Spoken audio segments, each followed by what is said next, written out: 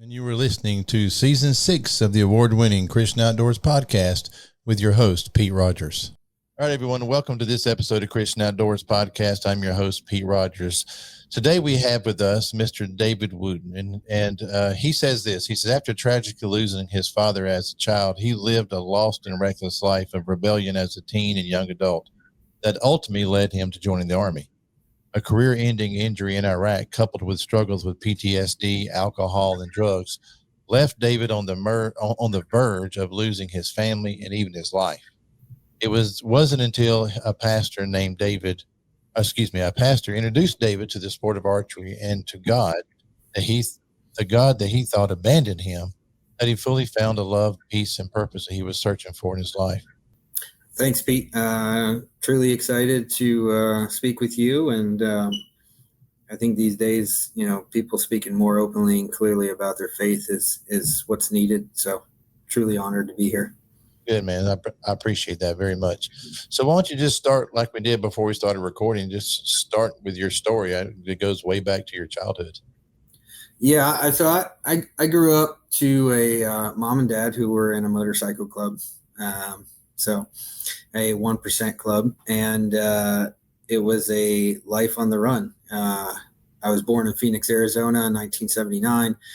By the time of age 4, we had to leave Arizona because my father had a warrant out for his arrest. And like any good law-abiding citizen, he decided to flee. I didn't know any of this stuff as a child. He was just dad, and he was a good dad. Very present, very involved, but didn't know the other side. And we moved to Pennsylvania, and that's where the rough life started.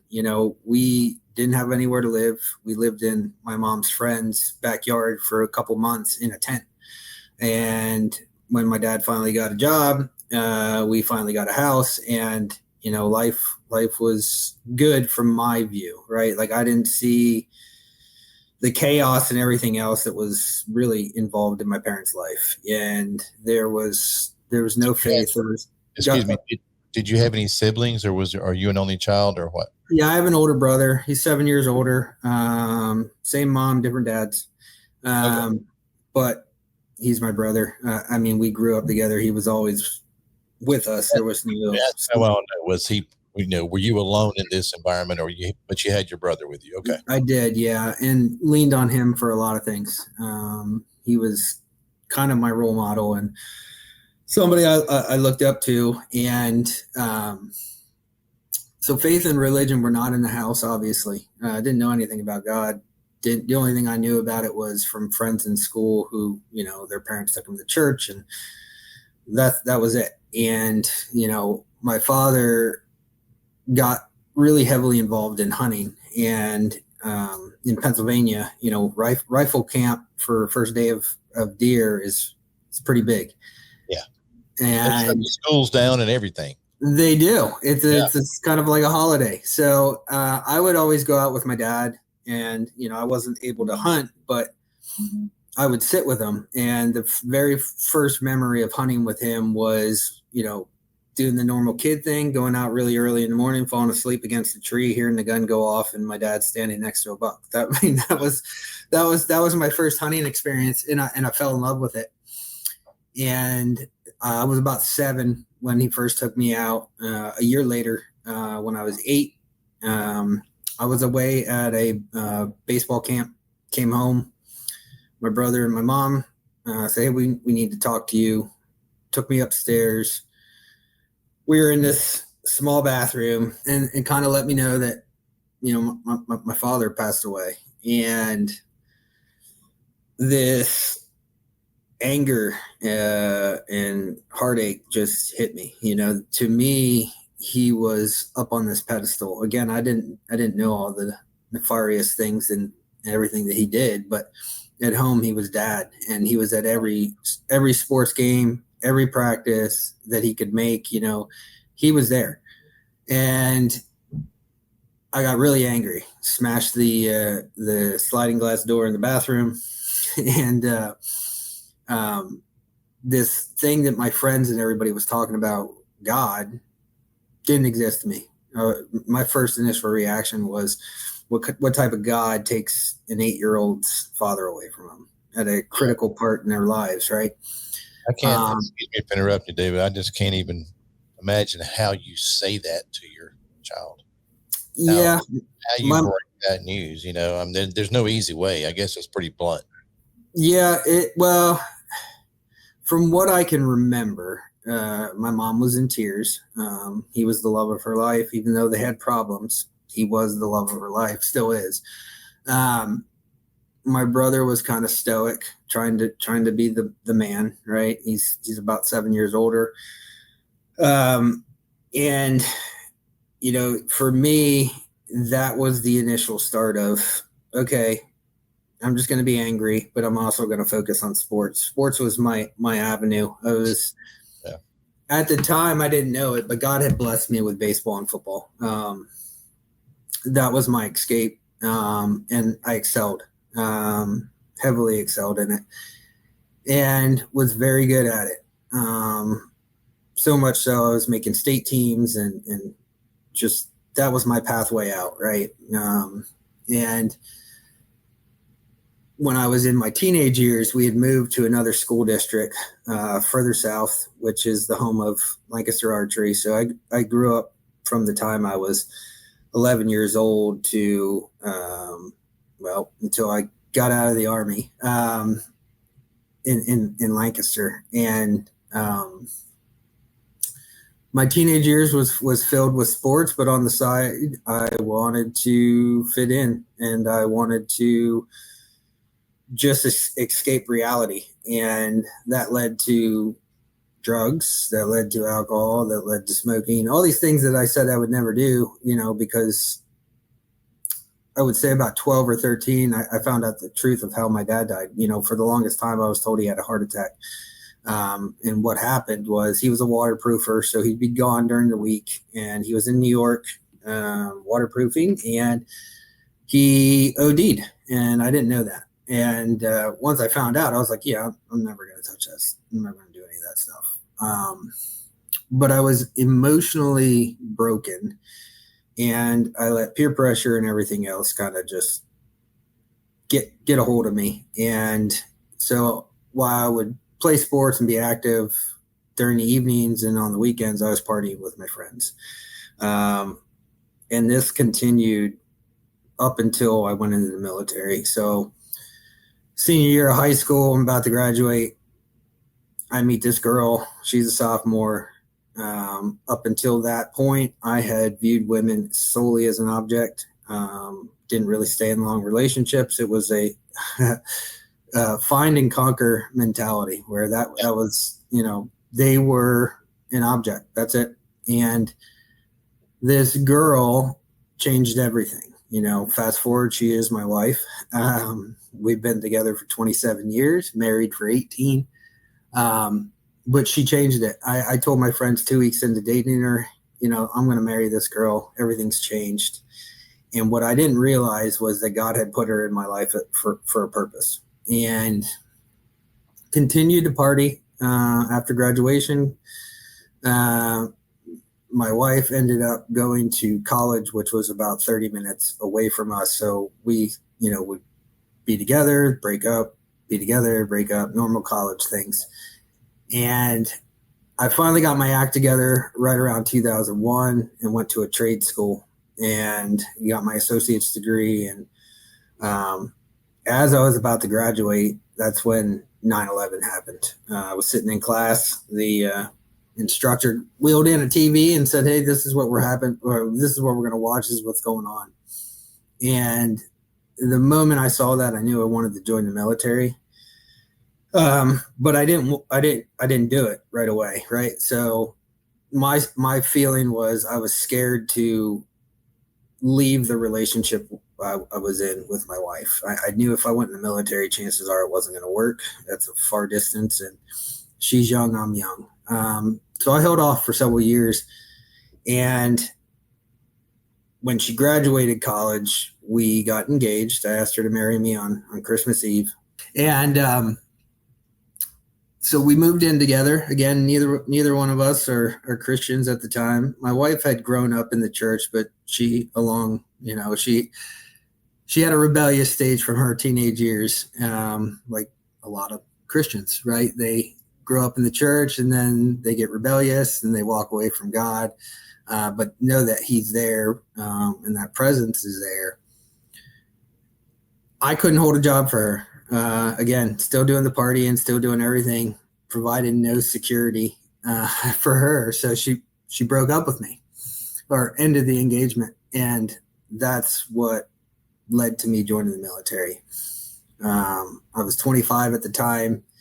And when she broke up with me, I was devastated. And I knew that the partying, the drinking, everything else was either going to end me up in jail or I was going to die. Like that was literally the route I was going.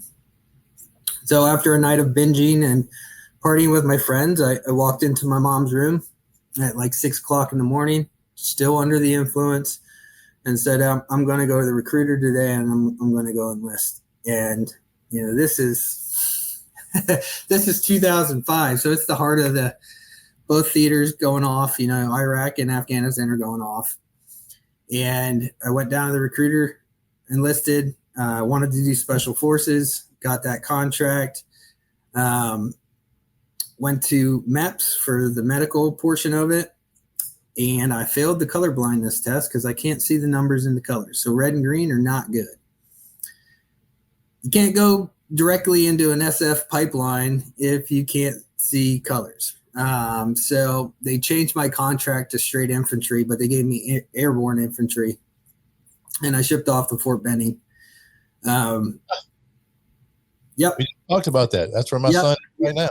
Yeah. Home of the infantry. That's where the men are made. And right away I excelled. You know, I was 25. The drill sergeants took a liking to me because I was not intimidated by them. I understood the getting yelled at, getting in your face, kept my mouth quiet, was always on time, did what I was supposed to do. And I was selected to be platoon sergeant 2 weeks into basic training. You were the perfect soldier. I was. And I really found a place and loved it. I actually loved the structure. It's kind of what I needed my whole life. I was kind of able to do whatever I wanted, and now I wasn't. And instead of complaining about it or being upset about it, it really set me up. And when you're in basic training, Sundays are usually used for extra duty, cleaning out the bays, cleaning the toilets, showers, all that kind of stuff. But you can get out of it. You got to go to church. You got to go do the church services. So my grand scheme of thing was, I'm going to go to every single one of these services because every Sunday they rotate, right? It's a different faith. It's a different denomination. It's all these different things. So I've seen and done them all. And the very first service I went to was a Catholic one. And I was like, wow, there's a lot of standing up and sitting down in this. You know, I'm not feeling this one. And the second one was just a regular Christian service. And as I was coming out, there was a chaplain. And this chaplain approached me and he said, you know, thank you for coming. You know, what'd you think of the service? And I was like, to be honest, sir, I'm just here so I can get out of extra duty. I was like, I don't believe in any of this stuff. Never have. And I appreciate it, but I don't need any kind of lecture on this Bible stuff. And he's like, wow, you're kind of angry. And I was like, no, I'm not angry. I just don't believe in it. And he's like, why?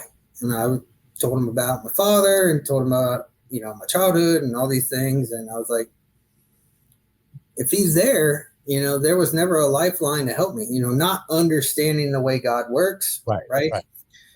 Not understanding how having a relationship with Jesus works, none of that. And I was, you know, just, you know, thank you. I appreciate you. I respect you. You are a captain.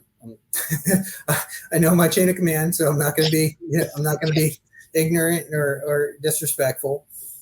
And he handed me my first Bible, and he said, you know, Private Wooten, I think you should look at this in your downtime when you're in your bunk. And if anything, you're just reading about these awesome stories of this awesome man. And he's like, I'm gonna stick you on the easy part. I'm not going to send you back into the Old Testament. Oh, good. Yeah. He's like, I might lose you there. He's like, but let's start with learning who Jesus was and understanding that. And he said, start with Matthew. It's my favorite. You have the 4 Gospels, but let's start with Matthew. I was like, okay, thank you, sir. Went back to my bunk, put it in my locker, didn't look at it. Graduated basic training, went to airborne school right down the road to do my airborne training, to learn how to jump out of perfectly good airplanes. And in processing for there, that chaplain was there again. And I'm like, sir, are you following? Yeah. I was like, sir, are you following me? And he's like, nope. Just I kind of go all around the base and speak to young soldiers and kind of just let them know that I'm here if they need anything. And I was like, okay. And he's like, did you read any of that, what I asked you to read? I said, no, sir. But I haven't thrown it away. So that's a good thing. Because normally I would just toss that in the trash. I said, but I have it. It's being carried along with me. And I excelled at airborne school. Was selected by my peers and the Black Hats, which are the instructors at airborne school, to be the enlisted honor graduate. Out of 350 people going through this class, I was selected on the enlisted side, and then there was an officer selected for the officer graduate. Now, this does nothing for you in your military career except for give you a letter and give you kind of an input of where you would like to go, which airborne unit. It doesn't necessarily guarantee you because you're still needs of the Army. But while I was in airborne school, my wife and I started talking again and creating dialogue, talking and reminiscing, and those feelings were still there. And I knew if I went to Italy, my options were Italy or North Carolina. So 173rd Airborne Division in Vicenza, Italy, I can't speak, or Fort Bragg, North Carolina, home of the 82nd Airborne Division.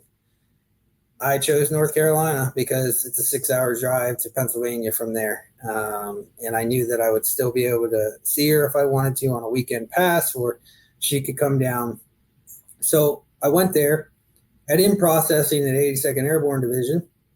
As you graduate airborne school, you go there, you do in processing, you get on the books, and then one of the companies will come try to snag you up, depending on what their size is. As I was there, that chaplain was there. Yeah, this is such an incredible story. Again, think he's following me. I asked him if the Army put him up to it, if he's stalking me. He said, nope, I'm going to be here as well. I just came up on orders. I'm doing in processing as well. Did you read your Bible yet? No, sir, I haven't. But I haven't thrown it away. It's still in my duffel. I was blessed. I got picked up by a company that was being put together from several other companies. It was a new attachment that was going to be focused on reconning and doing really high value things. So guys that knew their stuff and were very, very well organized and had served together. So they all knew each other. And I got picked up by them. And I learned a lot from these guys. Incredible, incredible people. I was very green, didn't understand things, didn't know things, but I knew not to get in trouble, and I knew to listen and do as I was told. While there, we got orders. We were going to Iraq in July. So I in-processed in April, knew we had a 2-month workup basically, and then we were going to Iraq. And when those orders came, I knew I wanted to go see my wife one last time, because at this time, Iraq was pretty dangerous. A lot of people were getting blown up. A lot of people were dying. And in my mind, I knew that there's a very good chance I'm not coming back. And I wanted to see her one last time. So in June, I knew that I was going to have a week before we deployed July 11th. Well, I'm sorry, July 13th. I knew I was going to go up and see her the weekend before we deployed. Problem was, she was not in Pennsylvania at the time. She was in Poland Springs, Maine. She taught at a summer camp for really wealthy Jewish kids from Manhattan. So the very rich and elite would send their kids to summer camp for the summer, and be able to be free from them, right? And so she taught photography there because she was an art major. She loved it. And I knew I was going to have to drive all the way up there to see her. Drove up there to see her, a very long drive. And we spent a day and a half together, said our goodbyes, might have did some extracurricular activities with each other. And then I went back and deployed. I was in Iraq for about a month doing missions, and she sent me an urgent email saying, "Hey, we need to talk. We got something important to talk about." I said, "Okay, I'll call you next time I have an opportunity."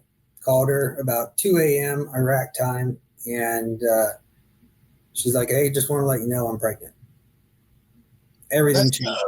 Yeah. So that was, and for me, that's all I ever wanted in life. The moment my dad died, I knew I wanted to be a father, and I knew I wanted to live and be there for my child, especially a son. And I didn't hesitate. I said, literally, "You still got the engagement ring?" "Yes." "Put it back on your finger. Let's get married." That was the extent of the conversation. But there was one thing that drastically changed. Those first couple of missions that we did, I didn't really care. I was out there and I knew, hey, I could die or whatever. There was no being timid. There was no nothing. I was all about the mission. The moment she told me, something changed in me. And I was like worried for dying. I didn't want to, leave a pregnant fiance with a child to raise on its own. Didn't want that child to grow up like I did without a father.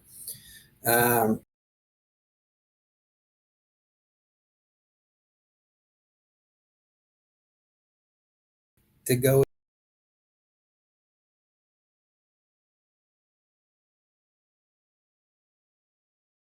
Serious?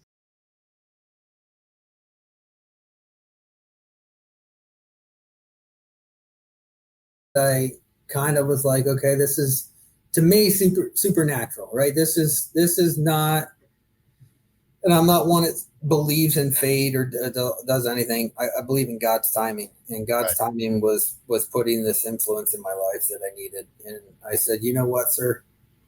As soon as I get in the country, I'm gonna read what you asked me to read. So I had started to read, not knowing what I was reading, right? As a non-believer, you're just reading about the origins of Jesus, the things that he did, his message, and you're like, okay, this guy seems like a really great guy, right? And that was the extent of it. And then about a couple weeks after I was told this incredibly wonderful news, I was hurt. We had a mission to go secure a location, and we were in Chinook helicopters, and we were flying to the objective. It was about an hour flight, and with Chinooks, if it's a large payload, they'll remove all the seating out of it, and you kind of just sit on the floor, kind of in between each other's legs spread out. And I was a 11 Charlie, which is an indirect mortarman, so indirect fire, shooting mortars, but also infantry. So you're both. So 11 Bravo is straight infantry, 11 Charlie is indirect mortarman. So I had a lot of gear on me. Before you get on the bird, you got to get weighed so they can make sure that there's the payload does not exceed the limit for the bird. And I weighed about 300 pounds. Now I weighed about 190. So that's telling you that's how much extra weight I had on me between rounds, mortar rounds, and water and everything else that we had to carry. That's how much weight I had. So we get to our objective. The bird's kind of in a pattern where they drop the back gate so we can all get out. I try to stand up. I can't feel my legs. My legs are both asleep. I'm getting screamed at to get off the bird by my platoon sergeant. I'm like, "Sergeant, I can't stand up. I have no feeling in my legs." So he grabbed the back of me, got me up on my feet. Suddenly I kind of had a little bit of movement and things in my legs. I take one foot off the bird and to step down, and my foot goes in a hole, and I tear my ACL, my MCL, my PCL, just like that. So obviously I have no stability in it. Come forward, hit my head, kind of wake up, bird's gone, and I know my leg's kind of on fire. But everybody's up, everybody's securing the area, everybody's getting ready to move towards this objective. Well, the objective was 10 kilometers away. And being the gung-ho soldier that I was like, I can do this. Let me go. So I eventually rucked 10 kilometers with my knee like that.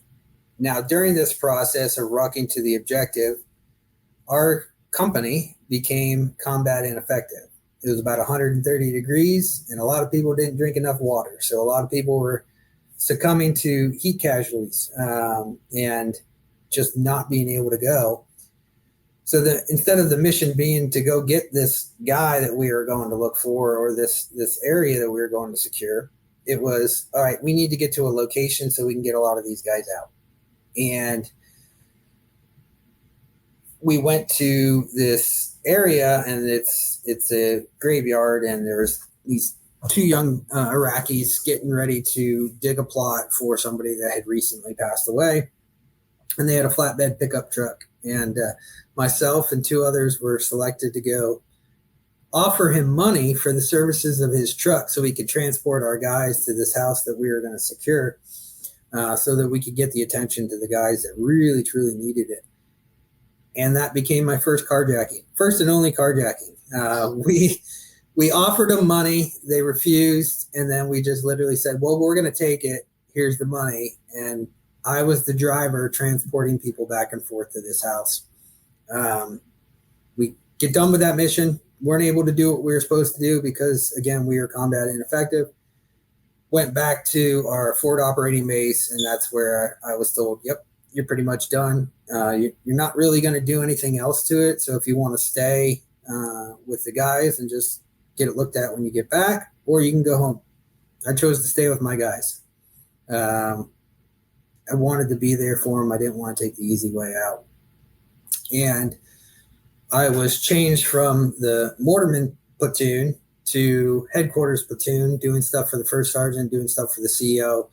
And I had an electronics background, obviously, and understood computers and understood a lot of the things that we were using. So I was tasked with being the guy who was going to read SIM cards when we rolled up on a house and we're capturing bad guys and taking their cell phones and then pulling their SIM cards and reading them.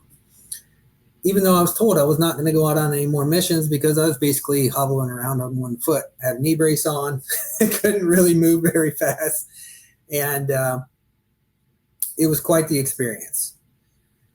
This was a 6-month deployment. So we were there from July to December, flew back in December. And that's when I started seeing specialists. I drove back to Pennsylvania. I was given permission to see an orthopedic surgeon there. Did several knee surgeries, came back. While I was in Pennsylvania, I got a call from my platoon sergeant. He said, look, Dave, hate to tell you, but we're being called back. We're getting redeployed. At this time, President Bush and the DOD selected that they were going to do this, what's called the surge, and they were sending about 100,000 troops back to Iraq because there was things popping off. My guys were selected because they had just only done a 6-month tour, and at the time, mostly everybody was doing 12 to 18-month tours. Right. And I wasn't able to go because I was hurt, and they deployed. My wife and I got married in January. She was 7 months pregnant with our son, Aiden.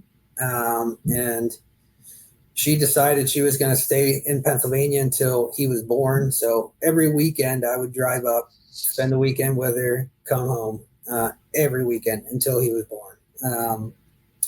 In March of 2007, he was born. I got to stay there, came home, or came back to North Carolina. And that's when I kind of started to feel like I had a problem with PTSD, anxiety, and prescription pills. The Army kind of likes to just give you pills and kind of forget about you. Or in those days they did. Hopefully it's better. So I was being prescribed Percocet, and I wasn't just being prescribed Percocet. We're talking 180 pills a month is what they were prescribing. Oh my gosh. So 6 a day. And trust me, I was taking about 4 or 5 a day. Because even after the surgeries, I was still having a lot of pain in my knee. My wife moves down in April of 2007, and she starts to notice that the Dave that she loved and fell in love with was not the Dave that was in front of her. Very easily set off, very angry, go through depression states, cry uncontrollably for no reason. And it was hard because she knew nobody. She had a baby son who was there. And as a mom, your first instinct is to just make sure you're in a safe house for that child. So I go back into the doctors, and they did a nerve block to see why I still had so much pain going on. And what they realized was there was a nerve that ran on the inside of my left leg from the knee all the way up into my groin that I had basically just killed and destroyed. Go back into surgery, they removed that nerve, and now I have no feeling in my left leg. So it basically took away all feeling in my left leg. I was given the choice to reclass, do a desk job, or medically retire and go back to Pennsylvania. Now, my wife, she wanted to go back to Pennsylvania. She didn't like being alone. She felt like being home. She would have her mom, family there to help out with Aiden. And Aiden had health problems when he was born. So severe food allergies. Every time she would breastfeed, he would just throw it up, have hives, all these different things. And we couldn't figure out what was going on. After going to see the Army doctors, they had no answer. So they let us go to UNC Chapel Hill, which is a really good children's hospital up there. And that's where they diagnosed him with these severe food allergies, asthma, all these things. And she was like, we got to go home. Like, I need help. We just don't have the help here, don't have the support. So I chose to retire. My last enlisted day or date of separation is September 8th, 2008. So very quick and brief stint in the Army. People always say, thank you for your service. Thank you for all these things. I'm like, it was so quick. I blinked and it was over. Now, I wanted to retire. I wanted to do my 20 years. I wanted to stay in forever. God didn't have that purpose for me. And I can't stress this enough, but the men that I served with are the ones that deserve that thank you for your service. They're the ones that are the heroes in my book. And every time I get to speak or share my experience, I highlight them. Like, I didn't do anything extraordinary. Yes, I got awards and all the other cool things that you get, but it was because of them. It wasn't because of me. And the year before I was about to get out, while I was on Rear D, that's what happens when you're injured, and our guys were still over there, I got a call. I was coming back from the beach with my wife and my infant, and it was the Rear D sergeant, and he's like, Dave, where are you? And I said, I'm on leave. I'm at the beach, driving back to Bragg. What's up? You might want to pull over. I said, why? I got something to tell you, and I don't know how you're going to react, so you might want to pull over. So I pull over, and he's just pretty much clear as day. He's like, we've just lost 7 guys. And 7 guys that were exceptional human beings, great soldiers. Some were very young. Some were about my age, but had been in the military from the get-go since the time they were 18. So you had all the way from staff sergeant all the way down to specialist in that ranking scale. Some newly married, some with brand new babies, and just like that, they're gone. It was a vehicle rollover coming back from an op, and they went over an overpass, and it was an open deuce and a half. So the back is open, and just like that, they were gone. And I just instantly lost it, and it was a lot of, why am I not there to be with everybody else that's going through this horrible, horrible thing? Because we were a family. A lot of us didn't get along, but at the end of the day, I would have took a bullet for even the ones I didn't get along with. Right. Because that's the brotherhood. And that was another thing that just set into what I was already going through. And so when I retired, we moved back to PA, and total shell of myself.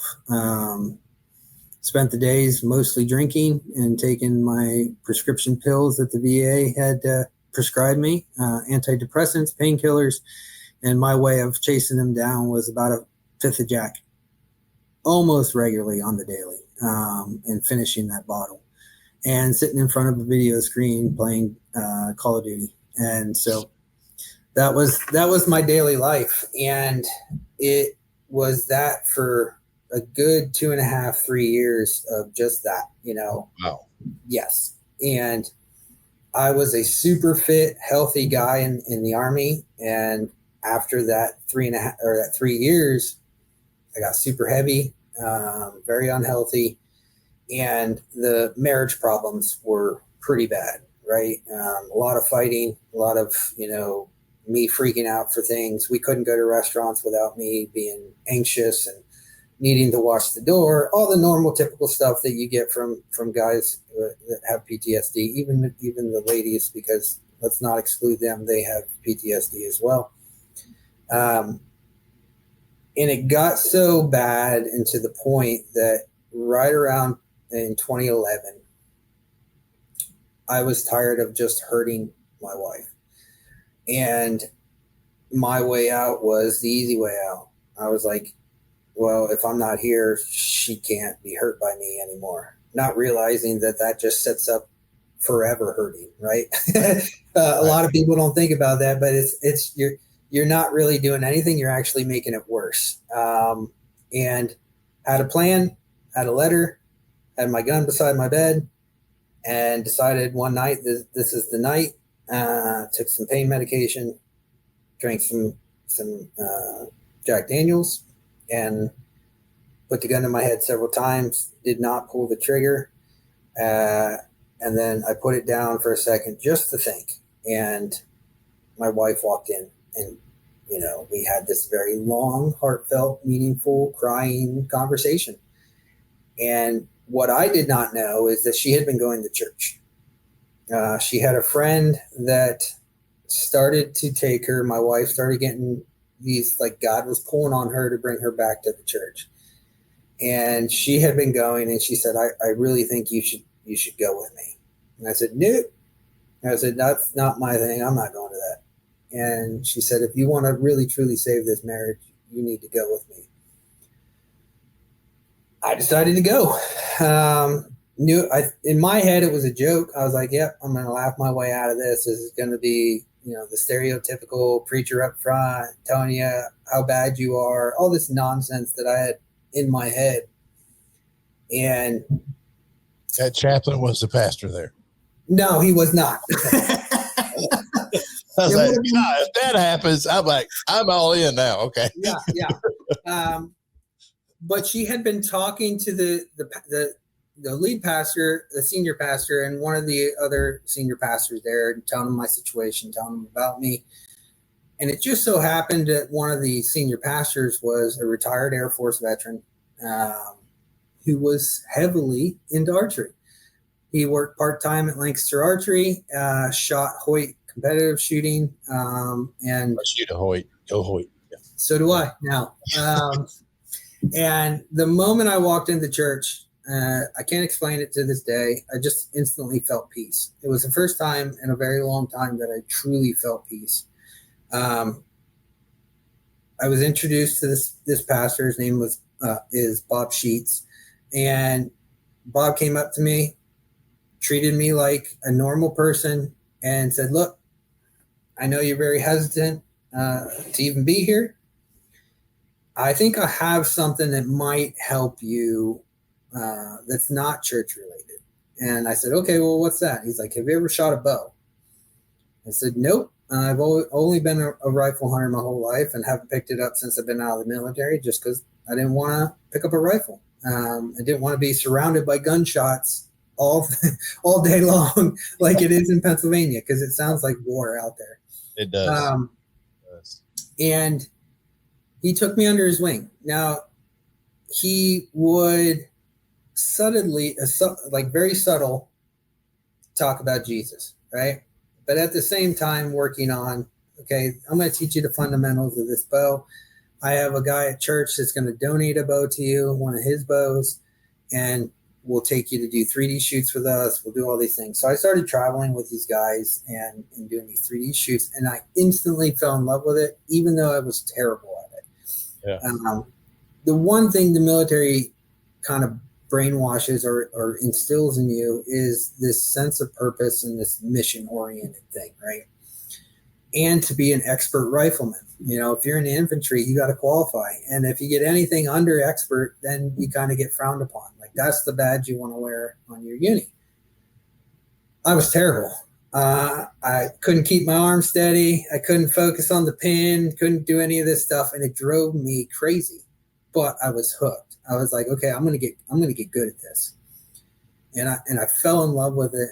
And at the same time, I had that mentorship that I truly, truly needed, right? And he was the very first person that actually was actually fully teaching me who Jesus was, and that everything in my life could be forgiven like that. Yeah. But I had to believe in him. I had to accept him as my Lord and Savior. And I had to come to grips with repenting that sin, right? And leading a life for him and no longer myself. And it was very hard at first. You know, I would go to church.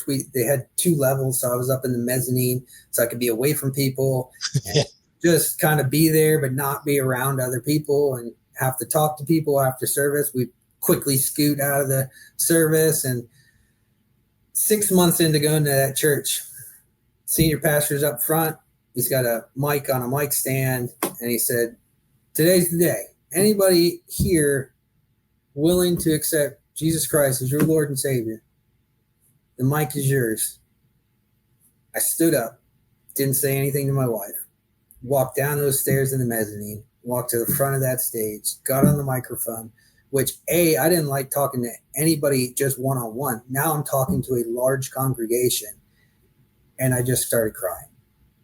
And I hadn't shown emotion in a very long time. Like, to me, my emotions were dead. I was very stone-faced. Everything didn't show anything. And I asked him into my heart that day and asked for forgiveness, acknowledged him. And I think if anybody would have had a camera on my wife, they would have saw her jaw hit the floor the moment I got up to do that. It was not something I would have did or done. And the time from me doing that to the time that we both dedicated our lives to Christ was roughly a couple months, and we were baptized in a pond outside that church together. And that was the start of my faith journey. Now that's about 2011, towards the end of 2011, 2012. And my life changed, right? But I was still, like, I knew who Jesus was, believed in him, all these things, but it still was very selfish.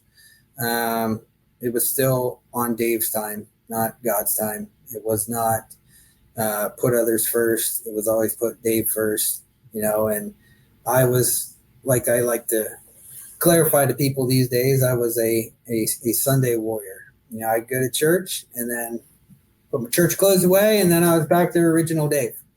And not leading my family the way it needed to be led. And in 2014, I got a really good job. Started working for a web development company as a project manager, made really good money. But I got offered a chance to go speak to other veterans who had PTSD and mentor them. and do all these things. And I had started to feel God was truly working in my life. So when I would go on these retreats, they would say, well, what changed?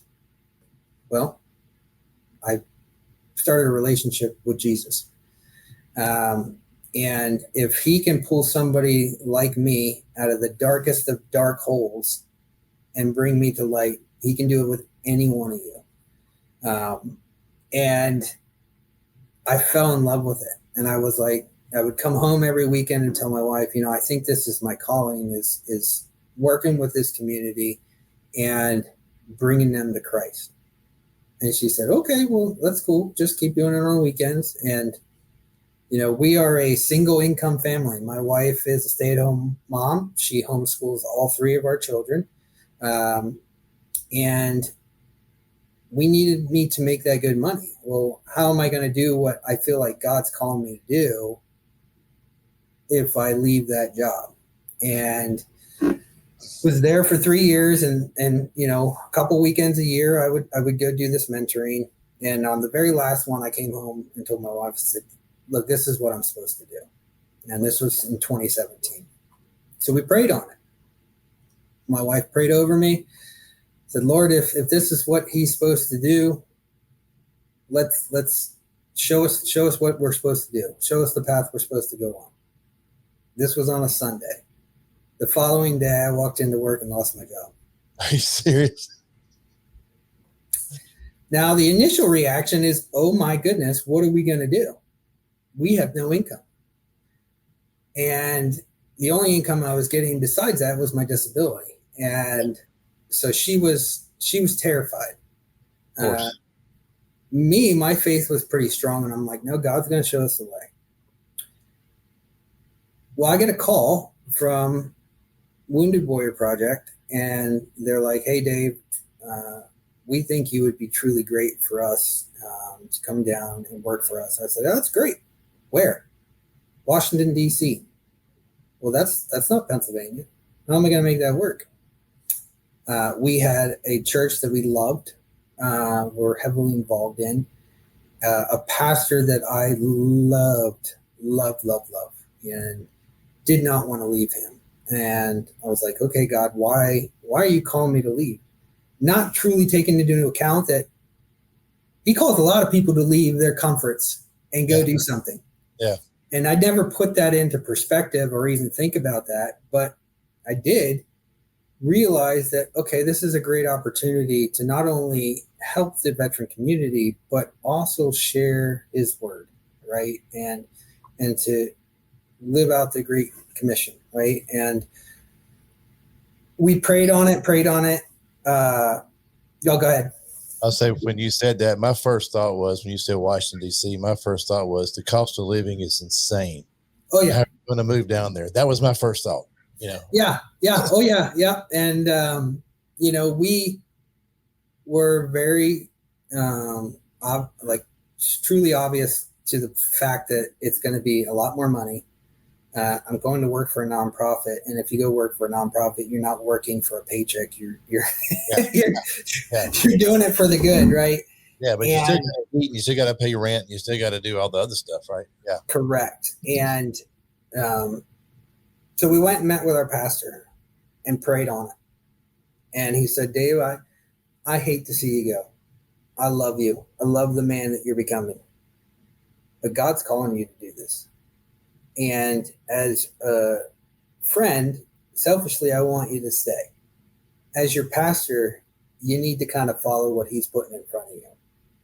I said, okay, but they give me this date that I have to be down there, and it's a month away. How am I going to sell my house in a month, get a new place in a month, and get everything? And he said, God will take care of that. We sold our house in a week, closed in a week.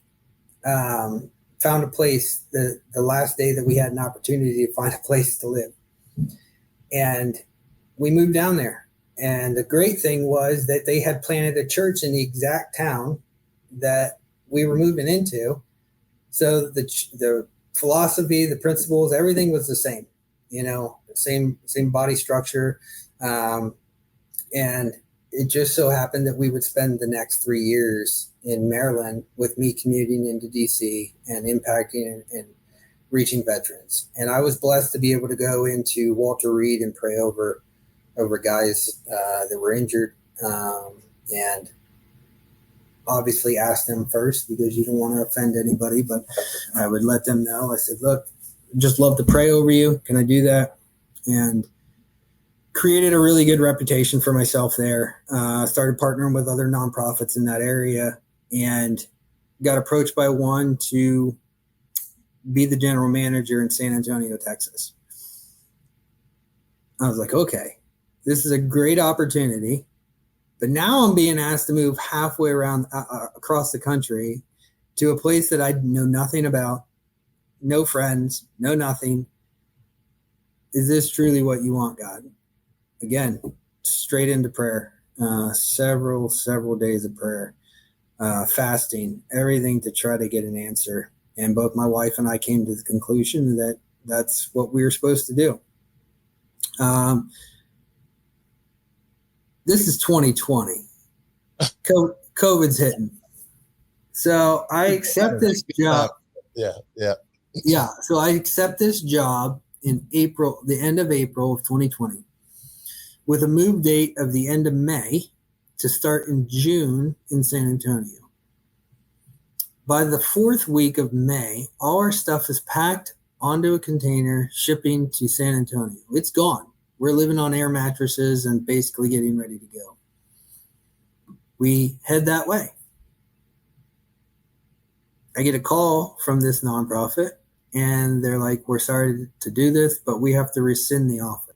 Fundraising had dried up. They weren't able to fundraise because of COVID. And we're like, okay, what are we going to do? Decided God still wanted us in San Antonio. Came with no job. But that nonprofit was really good. They offered to give me unemployment until I found a job. Never having worked a day for them, nothing. But they knew that I was kind of in a bind. And so they offered to cover unemployment. That's not a lot, but it's still some money coming in. And I'm 100% disabled, so you have that coming in as well. Get to San Antonio, get locked up in a church that's part of the same collective as our 2 previous churches. So again, never miss a beat, get heavily put into this great church. And I go from job to job because I don't like any of these jobs. They're kind of just holdovers. And fell back in love with archery. Right around 2021, archery is a big thing for me. I'm loving it. Needed a new site. Heard great things about HHA. So I emailed them because it says you have to email them to get the military discount. Again, archery equipment's expensive, so any help I can get to not pay a lot would be great because I don't make a lot. Yeah. Kind of tell my story. Chris Ham emails me back. Says, hey, do you have time for a phone call tomorrow? I said, yes, I do. I go to my bow shop the next day. I needed arrows cut. And he calls me. And we have this hour-and-a-half conversation while I'm sitting in this bow shop. Tells me about HHA USA, the great things he started with there, his appreciation for the military, all these things. But it all circles back to his faith, his story, and how it aligns with my story. And, excluding the military stuff, but everything else is kind of the same. And that was the day that one of the best friendships that I've ever had in my life was born. Chris and I speak regularly, do devotionals together. I've been up several times. I was the first one featured on their film series that they did. And it drastically just gave me that equal person that when I'm in a bind or I'm struggling, I can reach out to, talk to. Same with him, right? We run a lot of things by each other. And our relationship has grown so much, and my journey with my faith has grown so much that this year he asked me, well, it was the beginning of last year, he asked me, he said, hey, at ATA this year, can you come speak at the prayer breakfast and share your story? Okay.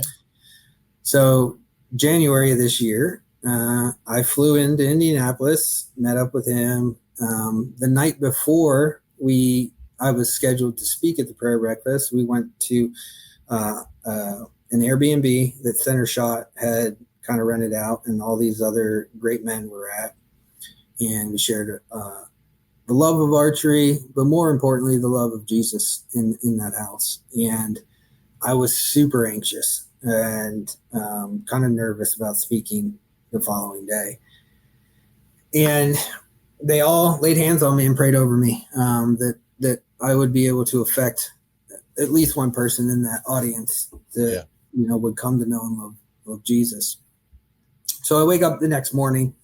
I'm a gym buff. I work out. It's kind of like my mental health clarity, and it's kind of people. That's another discussion. Go ahead. Yeah, it's kind of the kind of way I reset. And so I got up at 5 a.m., went to work out, and I had some worship music on in my headphones, and I just started crying uncontrollably in the gym. And I have all these people staring at me like, what's wrong with this guy? He's like, he's crying in the gym. Get back to my room, message my wife, and I'm like, hey, I am sobbing uncontrollably, and I don't know what to do. She pauses. I'm waiting. I see the little bubbles moving that she's going to send a text. And she said, it's the Holy Spirit. Embrace it and let it go. So I did. Went down and spoke, shared my story, said it's all possible because of Jesus. Jesus runs everything in my life now. And what those people didn't realize was that, I was speaking and I was talking about God, but they were actually watching a full transformation happening on that stage. For the very first time, it was no longer the Sunday warrior. It was the guy who truly, truly embraced Christ and wanted to make him the center focal point of his life. Not Dave, not seeking sponsors to help me in the archery world, not wanting something for Dave. Normally I would go to a show like that and I would be like, hey, you want to sponsor me? Hey, you want to have this relationship with me? It changed. It instantly changed. And immediately after that, I had several people come up, hug me, thank me. Chris would later tell me that 8 new people came to know the Lord that day, and another 9 rededicated their lives to Christ. So a total of 17 people in that audience. Yeah. And that's why I was there. It wasn't to as therapeutic and helpful as archery is and hunting. That's not why I was there. That's part of the story. But the story is the healing through Christ and what he can bring for you. And the next day I was on an early flight flying home, and I couldn't stop crying. I cried for 4 days. Wrote several heartfelt pen things on my social media explaining that this new Dave has been reborn. That for the first time in my life, I'm not seeking to gain anything out of this, that I truly believe that my mission and purpose in life is to live out the Great Commission and to make as many disciples as I can, whether it be in the veteran community, whether it be at a grocery store, it doesn't matter. That's what we're called to do. It is. Yeah. And that's how I've been living since January 8th of this year, is being unapologetic, unwavering in my commitment to Christ and to sharing his word and the healing and therapeuticness that can come from that relationship with him. He doesn't care what you've done. Right. He doesn't. The moment Adam took a bite of that apple, we were doomed to be sinful. That's the way it was. But he knows that, and he loves us so much that he sent his son to die on the cross so that we could be forgiven. And that's powerful.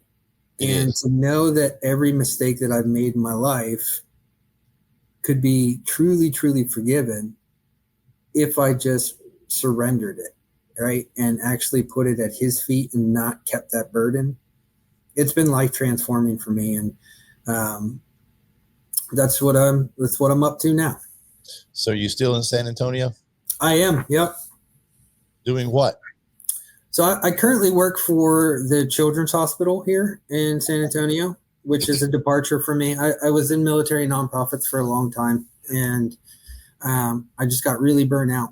And it's another God thing. During the last couple months of my previous job, I must have applied for this position, but I can't recollect or recall doing it. And just like with the high profile job, I was miserable the last couple months. Like, I was coming home. I didn't agree with a lot of the morally things that were going on at this organization. And I was just looking for a way out. Unbeknownst to me, my wife that night, when I told her dreading going in the next day, that she prayed over it again. And the next day I lost my job. Thanks, wife. You get me fired every time you pray over me. Yeah, and so I told her, I said, please stop doing that, or at least give me a heads up, like when you're going to do that. But it was exactly 3 weeks after I lost that job that this hospital called me and said, hey, we would like to bring you in for an interview. And I was like, what do you do? Like, this is a children's hospital? Like, this is totally different than anything I've ever done. And so I'm in their fundraising. So it's a nonprofit hospital, the largest nonprofit children's hospital in the region. And everything's funded by people with big hearts, and it's faith-based, right? It's Catholic, but there's a prayer every morning at 8:30 in the morning.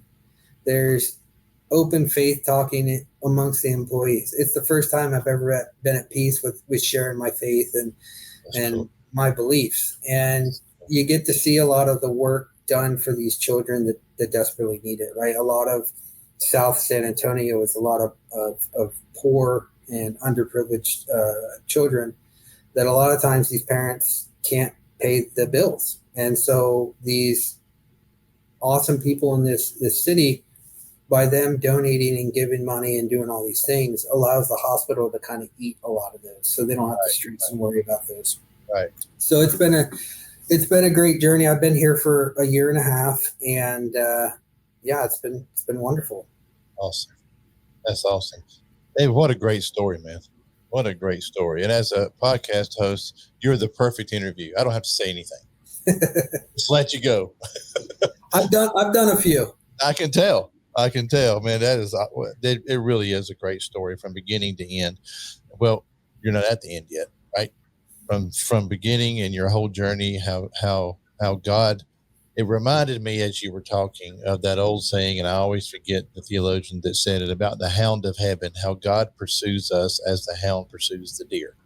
All right. And that's how he says it, how God continued to pursue you through all these things, through that chaplain over and over again, and through your pastor, and now through Chris and through other people, how God continues to pursue us, and also how God also uses other people to reach us for him.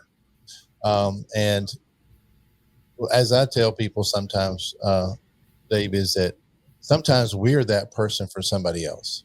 Mm-hmm. That it's not about you. It's about God using you to help someone else, and us being open to that, as you have said that you have been here, especially recently, being open to letting God use us to bring somebody else into the fold. Right. Yep. Absolutely. And yeah. What a great story, Dave. Thank you so much. Now, what are you doing with archery now? Are you still shooting for fun or occasionally? Yeah. So I shoot mostly every day. And to circle back, that first bow that was donated to me was a Matthews Adrenaline. And most people in the military are pretty loyal. And to me, that was very sentimental because it really helped impact my life. I used to say save my life, but Jesus saved my life. And it took a while to actually understand that clarification. That was just a tool he was putting in front of me. Right. But I always used to tell people, yeah, archery saved my life. No, it didn't. Jesus did. Right. And so it's that and working out are kind of my releases, but I shoot every day. Archery helped my relationship with my son. Several times hunting with him with a bow. He's only ever shot with a bow because he saw dad doing it. And, our relationship for a long time was very skewed because for the first 5-6 years of his life, dad was pretty messed up. Yeah. Dad was home, but he wasn't home. Right. And archery healed our relationship. He just graduated a couple weeks ago, high school. And to say I'm proud would be an understatement. Up on the stage, he was able to speak and he broke dad into a million pieces. He said, you were hard. You were a hard dad, but I understand why now. It's because you didn't want me to go down the same path that you did. And I don't know if you know this, but you're my best friend. And I was like, oh. I'm out. Yep. Yep. And, the moment that, several months before ATA, or actually the year before ATA, I was trying to get a deal with Matthews, not a sponsorship deal, not on anything, their VIP thing, which kind of actually gives you money off. Because I upgraded every year. I was that Matthews guy who literally every year I would upgrade. Sell my old bow, get a new bow, do that kind of route. And was getting no traction with them. Then Hoyt saw my film from HHA. And I spoke to their director of marketing, Jeremy. And he said, I would love for you to shoot a Hoyt. You ever thought about that? And I said, nope, I feel like it's cheating on my wife. And he's like, he's like, just give it a try. And I sought counsel. I spoke to Chris. I said, look, they're going to give me this VIP deal. I can, get a new Hoyt every year. I'm still paying for it, but it's not the sticker shock that it normally is. Yeah, it's not $2,000, it's $600 or whatever. He's like, you got to go with what's going to be the most beneficial for you and your family. He's like, I know you have this loyalty thing, but in the end, you got to do what's best for you and your family. And so I switched over to Hoyt. I'm a Hoyt guy now.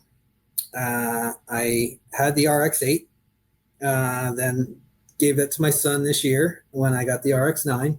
And I'm shooting an Ultra now, which is a drastic difference for me because I have T-Rex arms, so I have a short draw. And, usually I went with the shorter axle to axle. And I was like, for Western hunting, I think I might need the longer axle to axle for those longer shots. So I gave it a try this year, and I also shoot very heavy. I shoot 80-pound limbs, and again, that's the workout guy. You're one of those. I want to see how far through the deer the arrow goes. Yes, and so I've been blessed. My dream has been an elk. Like it's literally been the thing that I've wanted and searched for. I've killed whitetail. I've killed mule deers. I've killed turkeys. I've killed pigs, all with a bow. It's elk. And it's something that has been on that top pedestal for me. And I was blessed a couple years ago to get selected from Danner and Lacrosse Boots to go on their veteran hunt. And I was not mentally right to go on that hunt. To me, it was not an elk hunt that I thought I was getting, right? I thought, I'd be in the woods, calling, trying to get on elk. I sat over a water hole for 4 days, for 14-hour days. And to me, it was miserable. And instead of taking in the beauty and the opportunity and the things that were there, I was very angry about it and upset about it. And it led to mentally a poor experience, which should have been a great experience. Right. And then the following year, I was selected by another nonprofit that works with HHA USA, the Neested Foundation. They are able to secure tags for veterans in different states. And they secured an elk tag for myself and a really good friend of mine who's a former Navy SEAL. We went up there for a week and it was just dead. There was no elk. They weren't calling. They weren't doing nothing. And if they're not calling or doing anything, it's kind of hard to find them. Oh yeah. Yeah. So those are, and for me, getting away that long period of time is really hard on my family. Like I said, we have an 18-year-old, a 13-year-old, and a 4-year-old. We thought we were done. God said, no, you're not. Here's this bundle of energy you're going to have to deal with now for a long time. And so I made a promise to my wife that this year or next year would be the last time for a while that I would try to go for an elk, just so I could be home and help with everything, because I wanted to be more present. Yeah. Bow hunting had become an obsession for me. My wife used to have a sign that would say, "We interrupt this marriage for archery season," because I would hunt every chance I get. Now, there is a positive to that. We have a lot of food allergies, a lot of food issues in our family. So making sure our freezer's full is always top priority. I don't care if I shoot a cow, elk. Right.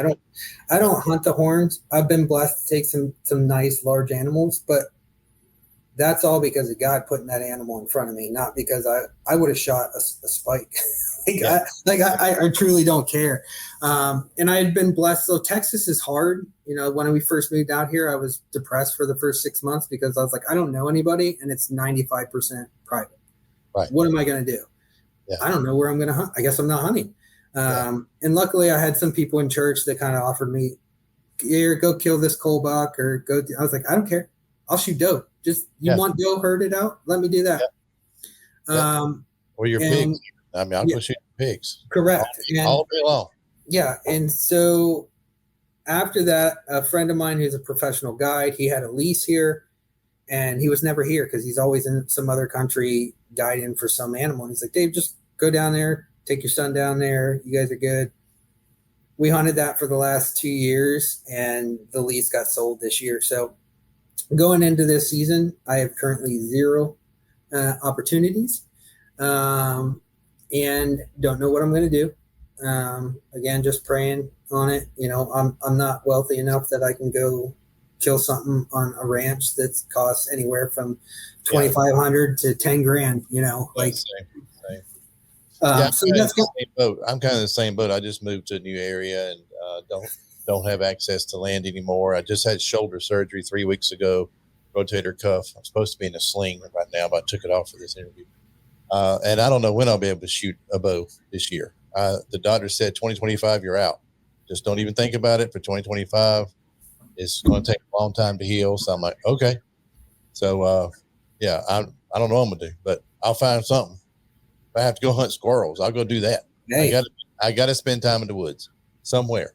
Absolutely. I'll find playing somewhere and go do it. But Dave, this has been a great show, man. I really appreciate it. We've been on for a long time, but I do appreciate it very much for you sharing your story. It's a great story of God pursuing us, of God's redemptive power, of his sovereignty, of his forgiveness, all the things that we know, but maybe the listener doesn't. Is that, and you made a statement earlier that there's nothing that you've done that God can't forgive, and that's so true. And also, I want to close with this: is that something I say when I go speak at events of men's events and stuff is that men are very hard on themselves, and oftentimes we find it difficult to forgive ourselves for some really bonehead decisions that we've made.